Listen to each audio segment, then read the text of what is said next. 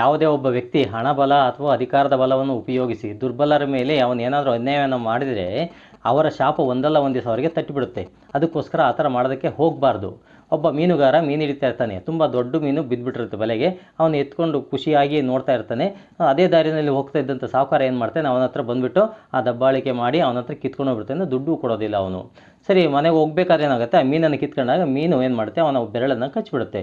ಇವನೇನು ಮಾಡ್ತಾನೆ, ಮೀನು ಕಚ್ಚಿಬಿಡ್ತಲ್ಲ ಅಂತ ಹೇಳ್ಬಿಟ್ಟು ಮೀನನ್ನು ಹೆಂಡತಿ ಕೈಯಲ್ಲಿ ಕೊಟ್ಬಿಟ್ಟು ಅವನೇ ಮಾಡ್ತಾನೆ, ಹಾಸ್ಪಿಟ್ಲಿಗೆ ಹೋಗ್ತಾನೆ. ಹಾಸ್ಪಿಟ್ಲಿಗೆ ಹೋಗಿ ಬ್ಯಾಂಡೇಜ್ ಹಾಕ್ಸ್ಕೊಂಡು ಬರ್ತಾನೆ.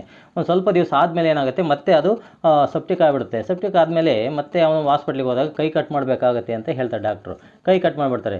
ಆಗ ಅವನ ಹೆಂಡತಿ ಏನು ಮಾಡ್ತಾಳೆ, ಅಯ್ಯೋ ನಾವು ಯಾರಿಗೆ ಅನ್ಯಾಯ ಮಾಡಿದ್ವಿ, ಈ ಥರ ಆಗೋಗ್ಬಿಡ್ತಲ್ಲ ಅಂದಾಗ ಅವನಿಗೆ, ಸಾಹುಕಾರನಿಗೆ ನೆನಪಾಗುತ್ತೆ, ಅಯ್ಯೋ ನಾನು ಕಿತ್ಕೊಂಡ್ಬಂದಿದ್ದೆ ಇದು ಅಂತ ಹೇಳ್ಬಿಟ್ಟು. ಸರಿ, ಆ ಮೀನುಗಾರನ ಹತ್ರ ಹೋಗ್ಬಿಟ್ಟು, ಯಾಕೆ ಹೀಗಾಯಿತು ನನಗೆ, ನೀನೇನಾರು ಹಾಕಿದ್ದೆ ಅದಕ್ಕೆ, ಏನು ಮಾಡಿದ್ದೆ ಅಂತ ಹೇಳ್ಬಿಟ್ಟು ಕೇಳಿದಾಗ, ಏನೂ ಹಾಕಿಲ್ಲ ಸ್ವಾಮಿ, ನೀವು ಕಿತ್ಕೊಂಡು ಹೋದಾಗ ನನಗೆ ಅನ್ಯಾಯ ಆಯ್ತಲ್ಲಪ್ಪ ದೇವರೇ, ಏನು ಮಾಡಲಿ, ನೀವು ಅವನಿಗೆ ಬುದ್ಧಿ ಕಲಿಸಿ ಅಂತ ಹೇಳ್ಬಿಟ್ಟು ನಾನು ದೇವರನ್ನು ಕೇಳ್ಕೊಂಡೆ, ಅದಕ್ಕೋಸ್ಕರ ಈ ಥರ ಆಗಿರಬೇಕು ಅಂತ ಹೇಳ್ತಾನೆ.